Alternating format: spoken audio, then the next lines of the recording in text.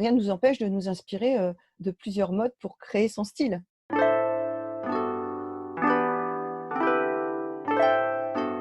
Bienvenue sur Qu'est-ce que la mode? Le podcast qui pose cette unique question et nous invite à de multiples discussions. Je m'appelle Elsie Pommier et je suis designer de l'individu. Cette émission est mon moyen d'étudier ce vêtement qui nous habille et j'en profite pour faire connaître les métiers qui font l'habit. Chaque lundi, retrouvez Audrey Millet, historienne, et moi-même pour un instant culture. Et les vendredis, une interview d'un acteur de la mode. Le podcast est disponible sur toutes les plateformes. Abonnez-vous pour rester informé et partagez votre avis. Habillé, habilleur, bonne écoute!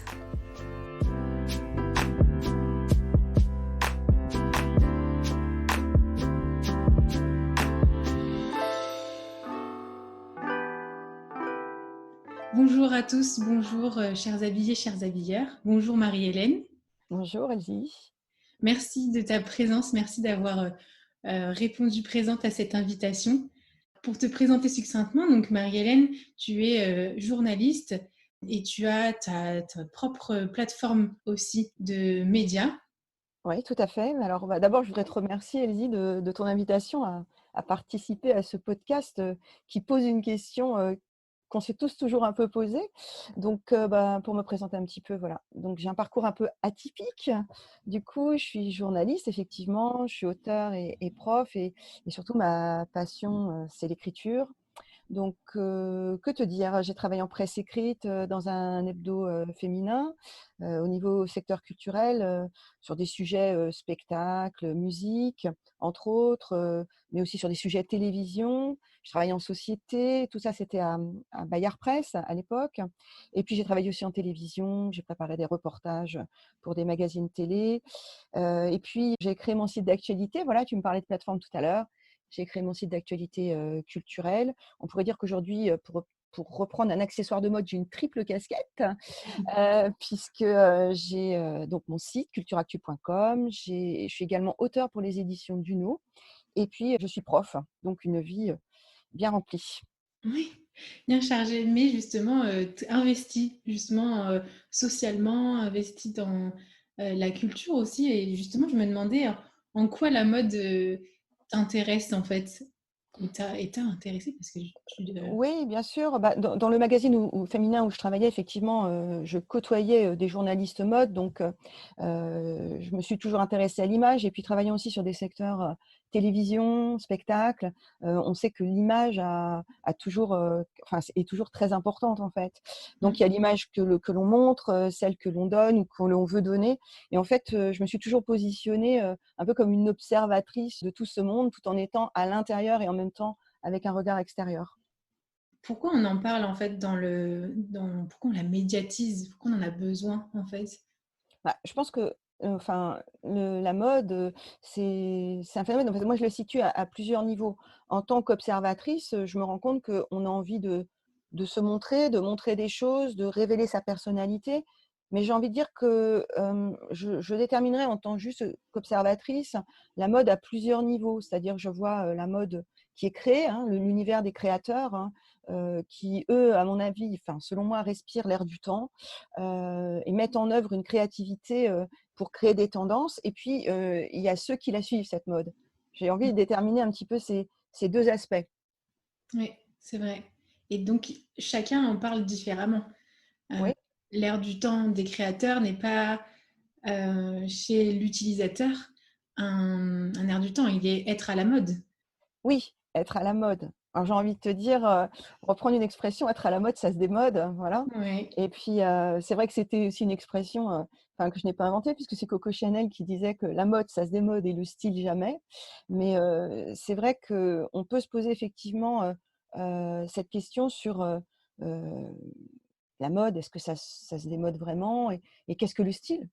Est-ce que justement c'est ces créateurs-là qui créent le style et en fait, En fait, moi je me pose la question, je ne sais pas ce que tu en penses puisqu'on est dans un échange, est-ce qu'être à la mode, c'est être, comme les autres, suivre mm, exactement, les en fait une forme de diktat de la mode, pour être intégré à un groupe? Je pense que la mode, c'est le regard des autres aussi qu'on a que les autres portent sur nous-mêmes et que le projet, souvent, d'être à la mode, c'est de se sentir intégré et pas rejeté par un groupe.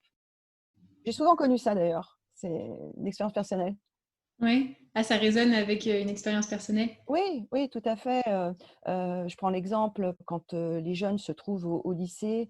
Moi, j'ai rencontré, des filles, quand j'étais lycéenne qui me disaient: «Bah, je n'aime pas du tout ces vêtements-là, mais je les porte parce que, si je ne suis pas à la mode, je me sentirai seule et je ne serai pas avec les autres, je serai exclue du groupe».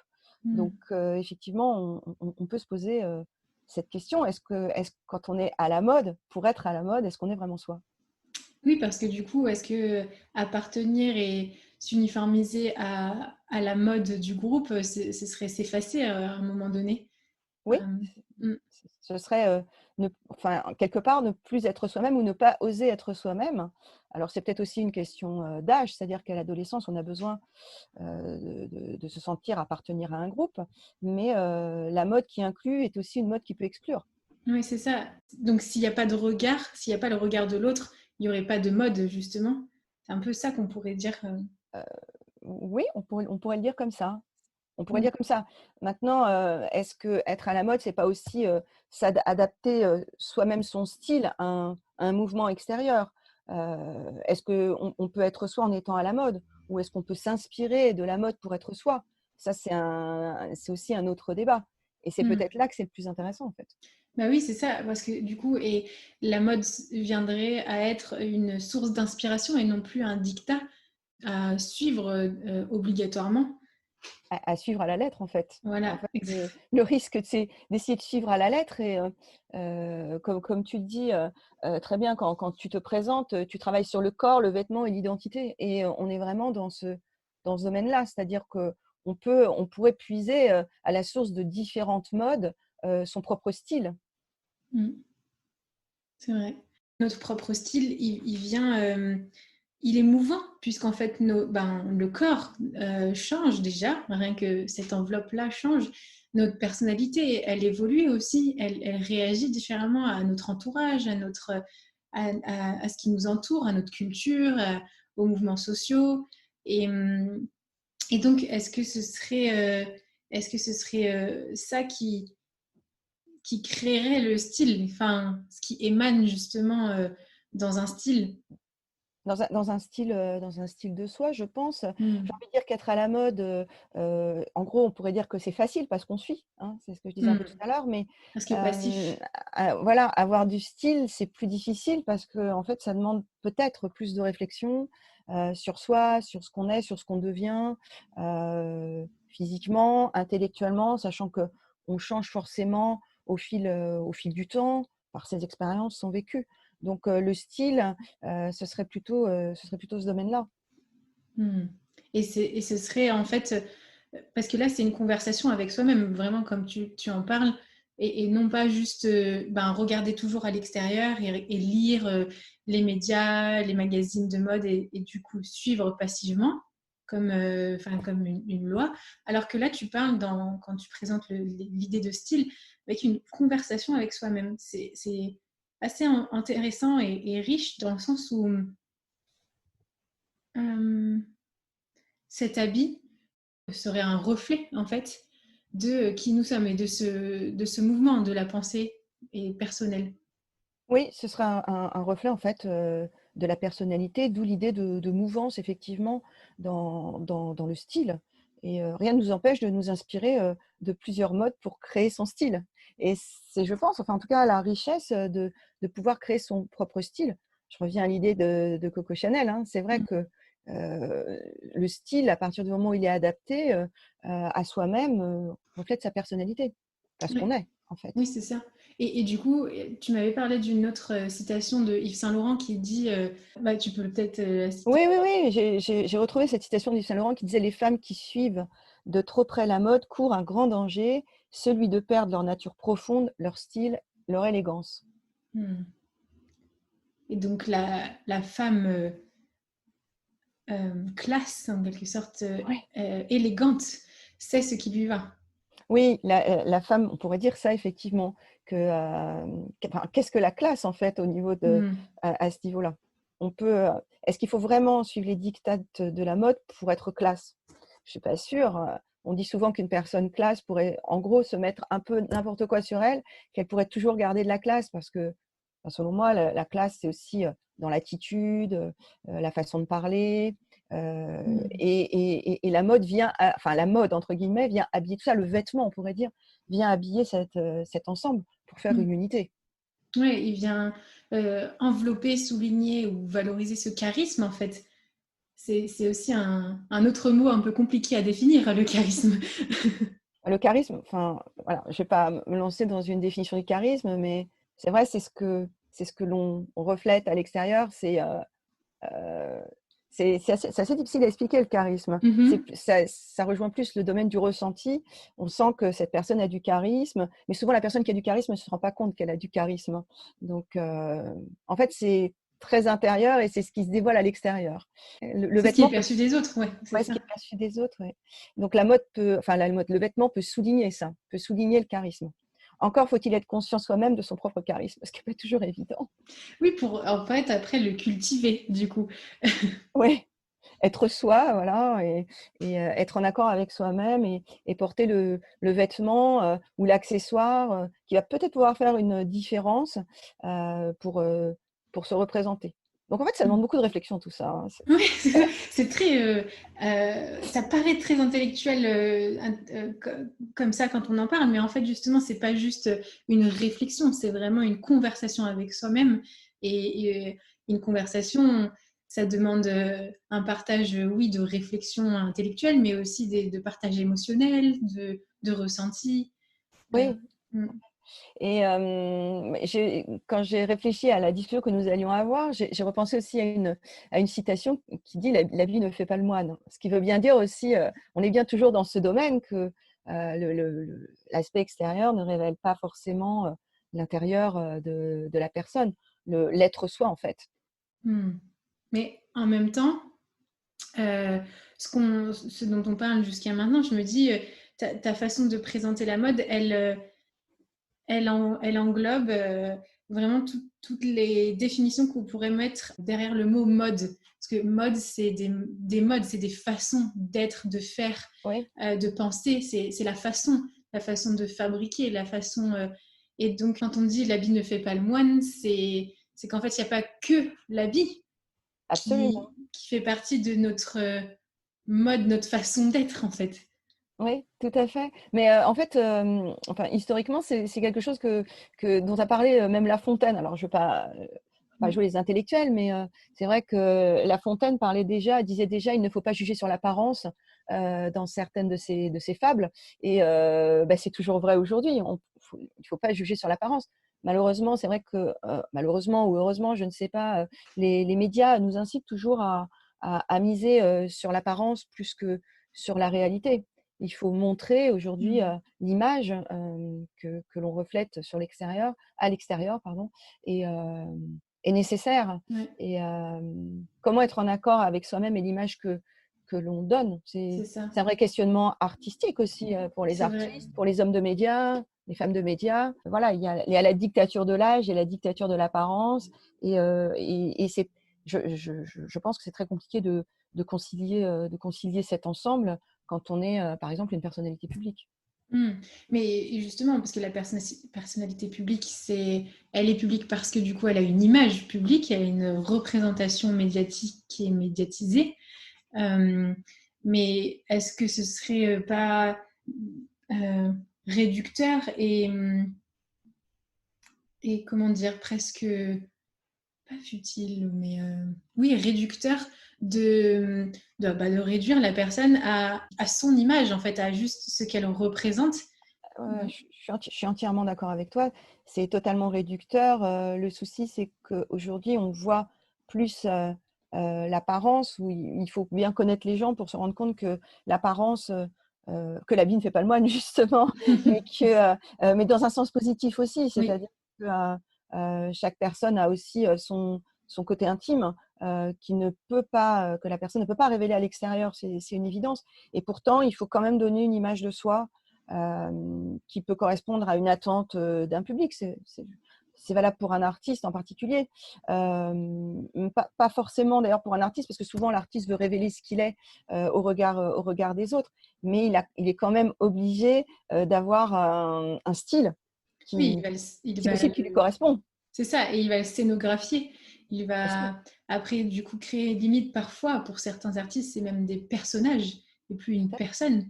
Et j'aime bien quand on fait la différence justement entre, ben oui, il y a une personne humaine comme toi et moi Exactement. derrière, mais en fait, après, quand il y a un contexte qui fait qu'il y a une scène, ou il y a une performance, ou il y a une exposition, et là, c'est plus une simple personne qu'on peut croiser dans la rue, ça va être un personnage Oui. avec des traits poussés, des traits, euh, ouais, pas une caricature, pas dans le Non. sens premier du terme, mais vraiment, oui, des traits plus poussés, quoi. Je sais pas comment expliquer. Des traits qui vont être marqués, en fait, qui vont être soulignés, mais qui ne Exagéré, voilà, peut-être, voilà. ouais, ouais, qui vont être soulignés.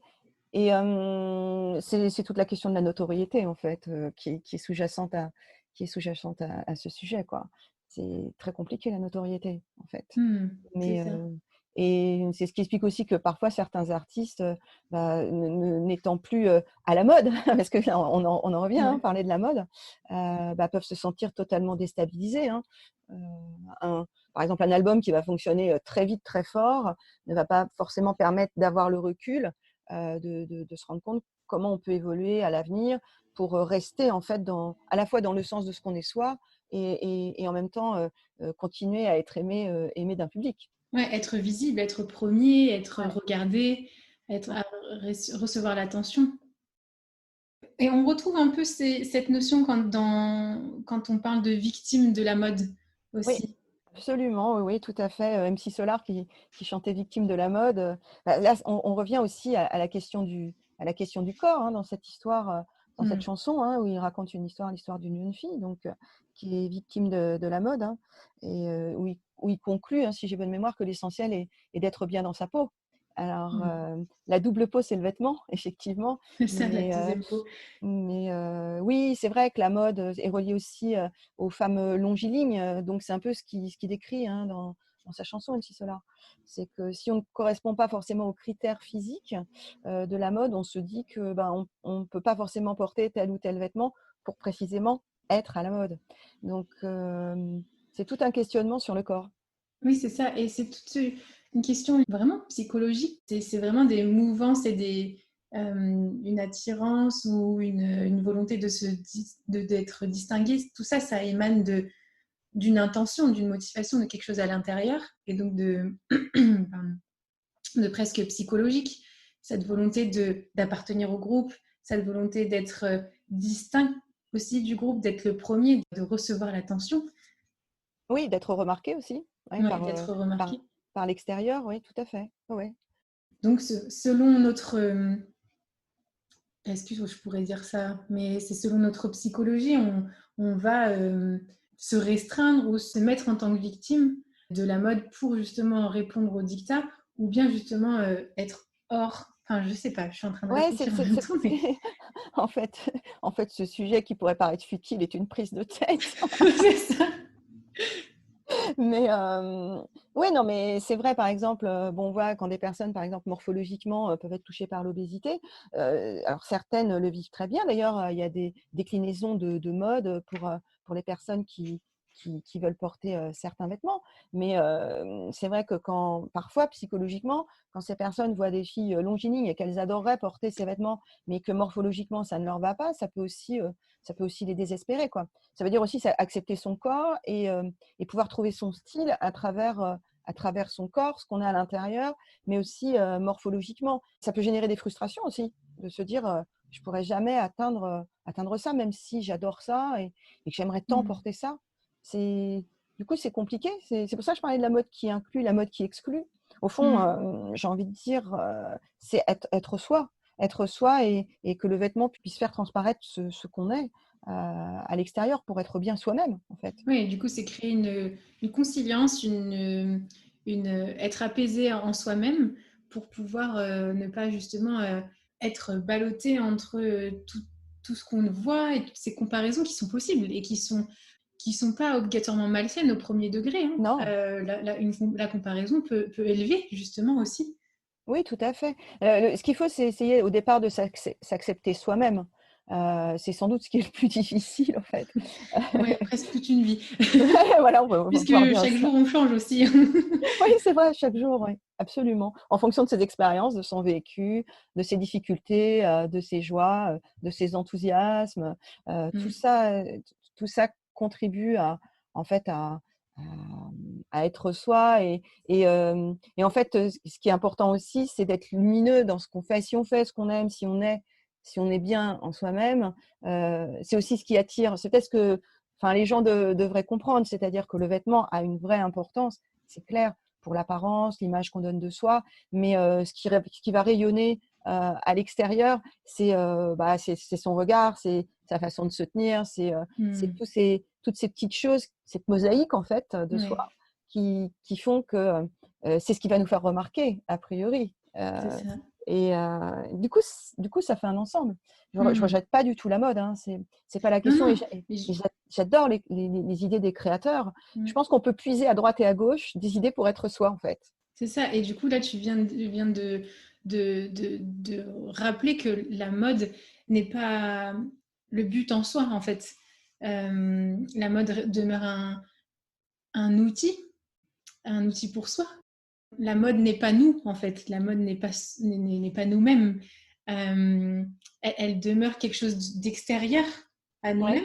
Ouais, Et puis, quand je dis nous-mêmes, je pense à l'échelle personnelle, individuelle, mais aussi à l'échelle d'une société, enfin une échelle sociale plutôt.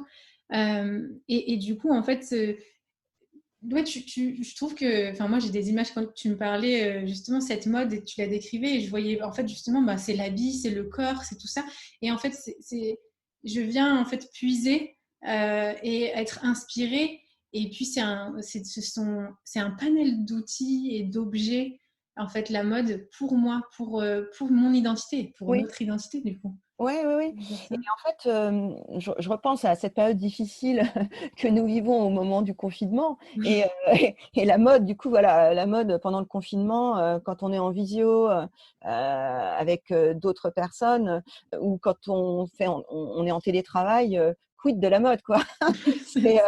on peut être en pyjama et voilà, ça veut pas dire qu'il faut être en pyjama, hein, c'est pas la question, mais c'est vrai que l'image, du coup, bah, il y a plus vraiment d'image, dans ce cadre-là. Ouais, on peut moins compter dessus en fait. Du coup, si toute notre identité était basée Oui. sur notre image, qu'est-ce qui reste de nous chez les autres? Oui, non, mais c'est vrai. C'est vrai. C'est, voilà, s'il y a pas ça, effectivement, s'il y a pas de regard, au bout du compte, est-ce qu'il y a de la mode? C'est C'est vraiment ça. Je reviens sur cette idée des visioconférences et tout ça. Et si la mode n'est pas notre identité, elle reste pour nous un moyen de nous mettre en condition, par exemple, parce que la mode, c'est un habit. L'habit va forger notre condition, va nous mettre en condition de se dire, bon, là, je suis au travail, voilà. ok, je suis dans ma chambre ou je suis dans un petit salon. Euh, il y a la cuisine juste à côté qui est en train de mijoter. Mais en fait, le vêtement va être comme un changement de salle, un changement, ouais. Ouais, tout à fait, ouais, ouais. On peut, s'imposer, on va dire, un dress code, à la maison. Oui, c'est ça. Dress code de confinement. Oui, oui, mais je pense que même, dans une conversation comme celle que nous avons aujourd'hui, je pense que, s'y préparer en s'habillant, différemment, c'est important dans l'attitude qu'on peut avoir ou dans l'expression qu'on peut avoir. Donc malgré tout, même en visio, on a quand même envie on a Non, quand c'est vrai. même, C'est ça, c'est l'envie, puis c'est une préparation. On parle des fois dans certaines conditions, certains événements, il y a besoin d'une préparation psychologique. Des fois, c'est presque ça. ouais, complètement. Ouais, oui. On parle de dress code au bureau, mais on peut parler de dress code derrière son ordinateur pour se mettre justement en conditions de travail, en conditions d'échange et aussi avoir une certaine distance comme on pourrait avoir au bureau, même si on est, dans sa chambre à côté de la cuisine, quoi. Je veux dire, Oui, on c'est est dans ça. une unique pièce tout seul, voilà. C'est ça. Et il y a notre voix, il y a notre visage quand on a la vidéo, mais il y a Mmh. aussi le fond et donc on n'est pas, on ne on n'est pas réduit à des personnes troncs. Oui, c'est ça, oui. On avait un peu ça à la télé avant, hein, quand on voyait les journaux Ah télévisés. oui, ouais. Par exemple, on voit les présentateurs, ils se présentent, ils sont debout en général, hein, pour les journaux télévisés, mais avant, souvent le bureau était fermé en dessous et donc du coup, on pouvait se dire, bah voilà, c'est la femme tronc, on voit que le visage, le haut du corps et on voit pas le reste du corps. Donc du coup, voilà, aujourd'hui, si on regarde bien par exemple les journaux télévisés, quasiment, enfin peut-être pas tous, mais une grande partie, les présentateurs de journaux, les journalistes qui présentent On sont voit de plein l'ensemble. pied. Ouais, c'est Ouais. vrai. Et c'est vrai que du coup, le mobilier a aussi évolué. Et donc, très transparent. Tu parlais des bureaux très opaques. Ouais. Et même quand il y a des bureaux, justement, ils sont transparents ou bien très ajourés. Et vraiment, le style est pensé de la tête aux pieds. Ah oui, oui, le style est pensé, ouais, tu as raison, c'est exactement ça, de la tête aux pieds, dans les décors et tout évolue, hein. Il suffit de regarder par exemple les archives de la télévision pour voir, au-delà du noir et blanc et de la couleur, comment ça a évolué, hein. Enfin, le style est beaucoup plus épuré, dans les décors, ça correspond à un un élément de société, à un mouvement, à un changement, en fait, c'est pour ça que pour rester dans notre sujet, qu'est-ce que la mode? C'est aussi, la mode est forcément évolutive et en Mm. cela les créateurs, enfin je pense que les créateurs s'inspirent justement de l'air du temps, Ouais, et de plein d'inspirations pour pouvoir créer. Après à nous de trouver notre style au milieu de tout ça. c'est ça.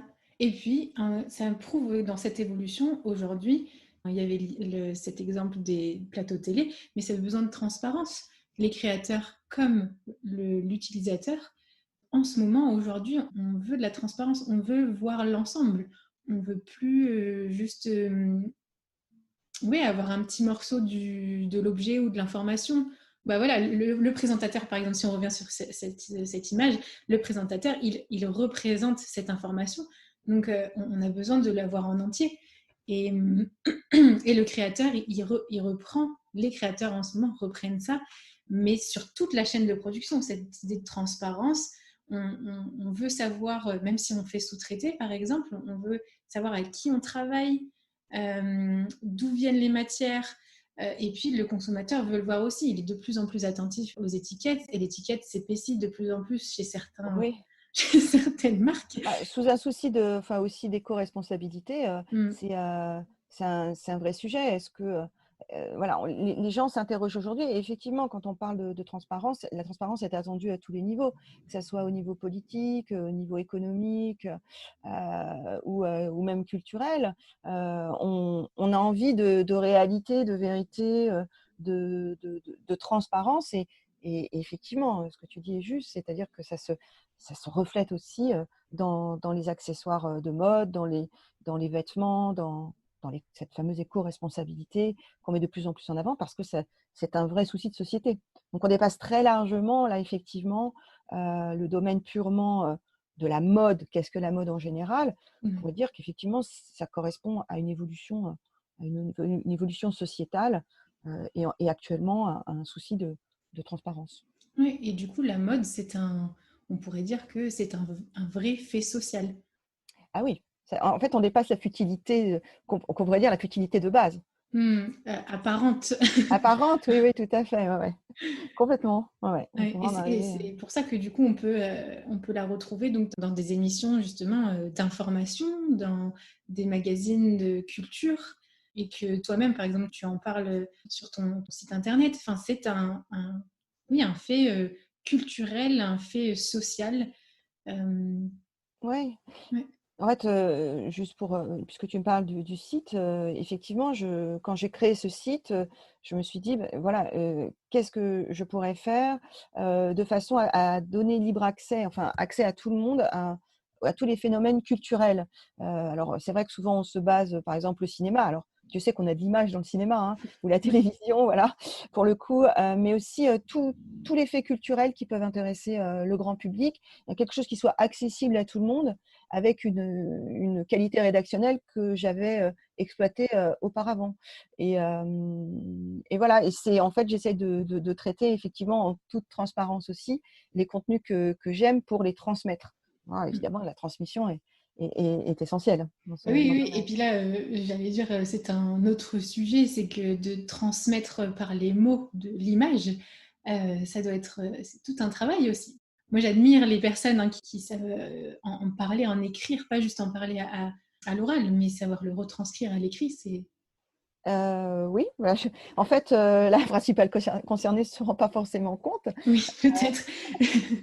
C'est un petit peu toujours la même chose, quoi. Je ne vais pas dire cordonnier mal chaussé, hein, ça serait un peu réducteur, mais c'est vrai qu'on ne se rend pas forcément compte de ce qu'on est capable de transmettre à l'écrit. On a une facilité à la base, et puis c'est quelque chose qui se construit au fil du temps. Et l'envie de transmission vient sans doute aussi plus, j'ai envie de dire, avec l'âge, hein, on peut dire ça comme ça. Ouais, l'expérience. Ouais. L'expérience, oui, le vécu. Mm. Donc oui, c'est un postulat, c'est une envie. J'ai envie de dire l'écriture, c'est aussi un feu intérieur. C'est un processus de création. Je ne vais pas me comparer à un créateur de mode, mais c'est un processus de création comme un autre, en fait, Ouais. comme un artiste qui va avoir d'autres talents en créant, en peignant un Mm. tableau, ou comme toi qui fais des émissions sur la mode, avec plein de regards différents. C'est Mm. une grande capacité d'ouverture aussi aux autres, au monde, en fonction de soi. Ouais. Je pense que l'important aujourd'hui, on parlait de transparence, c'est aussi l'ouverture d'esprit à tout ce qui peut nous entourer. C'est ce qu'on peut apporter aussi aux plus jeunes, tout en leur montrant un petit peu les chemins, les écueils. Après, les jeunes prennent ou ne prennent pas, mais en tout cas, voilà, c'est cette petite chose qu'on peut apporter en plus j'ai envie de dire aux jeunes générations, et puis à leur dire Mm. aussi que la mode n'est pas tout dans les comportements. Hein. C'est ça. Et puis quand la mode s'enferme sur elle-même, elle meurt à un moment donné. C'est qu'il y a ce besoin de rester ouvert, d'ouverture, Ouais, de curiosité. Et quand la mode, il y a une belle partie de la mode justement qui nous pousse à l'ouverture, qui participe justement à cette ouverture culturelle, sociale, cette curiosité de l'autre en fait, ouais, curiosité de l'autre, j'ai de envie de dire soi. de soi, mais aussi sur enfin une ouverture sur toutes les générations, sur toutes les origines. Je pense qu'on peut s'inspirer de modes de certains pays parce que ça va nous correspondre, à une mode plus de créateurs français. Et puis, en fait, ça correspond aussi, la mode, ça correspond aussi malheureusement à son budget. C'est qu'on adorerait tous pouvoir voilà, s'habiller, pas tous forcément, mais avec des marques. Hein. C'est d'ailleurs souvent ce qui touche les ados, hein, où ils disent bah voilà, moi, il me faut telle marque. Et en fait, est-ce que la marque est vraiment nécessaire? Oui, mais là, encore une fois, c'est le regard que les autres ont sur nous-mêmes. Mm. Je pense que ça se reflète aussi dans les comportements. Hein. Il y a une époque où il était très à la mode de fumer. Euh, donc, Mm. j'ai eu pas mal d'amis qui commençaient à fumer, non pas parce qu'ils avaient envie de fumer, mais pour faire comme les autres et pour être inclus dans un groupe. Aujourd'hui, Mm. ça part un peu dans l'autre sens, en fait, mais souvent. Mais il y a eu une époque où, effectivement, il était d'usage de fumer, et si on ne fumait pas, on était un peu exclu, quoi. Parce Mm. que la cigarette donnait une attitude aussi. Donc, Ah oui, et ça fait partie de la ouais, démarche, de l'allure, ouais. de... C'est Ouais, l'allure. Ouais, c'est et oui, ça. exactement. Et pour résumer en fait un peu cette Mm. conversation, on parle de mode et de contre-mode et c'est comme une marche en fait la mode. J'ai l'impression que c'est un équilibre, déséquilibre, équilibre, déséquilibre. Dans notre conversation, c'était ça. Je voyais ce rythme en fait se faire Ouais. dans chaque sujet. La mode, c'est l'appartenance. Si on va à l'extrême, si on est uniformisé, on s'efface et puis on disparaît alors qu'il faut s'ouvrir et donc à nouveau des équilibres. Et je sais pas, Mais j'ai cette ça, image en ça- tête. ça me semble une parfaite synthèse en fait de cette conversation. C'est-à-dire qu'en fait, j'ai envie de te dire, en t'écoutant, c'est le juste équilibre de la balance. C'est un équilibre qui peut être difficile à trouver. En fait, c'est être soi tout en voilà. C'est exactement ce que tu as synthétisé, c'est-à-dire que c'est trouver un juste équilibre entre le vêtement, sa morphologie, être soi, tout en s'inspirant. C'est être créatif aussi vis-à-vis de ce qu'on nous propose. C'est trouver un juste équilibre entre tout ça. Alors, faut peut-être pas mal d'années, je sais pas, mais Ouais, parce que ça se fait chaque jour en fait. Chaque jour, on s'habille. absolument. C'est vrai. Et même en télétravail. Oui, exactement. Merci beaucoup Marie-Hélène pour cette conversation vraiment riche qui m'a donné plein d'images, qui m'a vraiment enrichi, qui nourrit ta créativité aussi. Ouais. Merci à toi Elsie surtout de m'avoir invitée pour m'exprimer sur ce sujet et essayer de répondre au mieux à la question. Ah bah oui, mais avec grand plaisir. Et peut-être qu'on se retrouvera une prochaine fois aussi. Il y a de quoi dire, il y a de quoi parler sur ce fait de société qu'est la mode. Merci beaucoup à toi Elsie et à très bientôt alors. À très bientôt tout le monde, à très bientôt Marie-Hélène.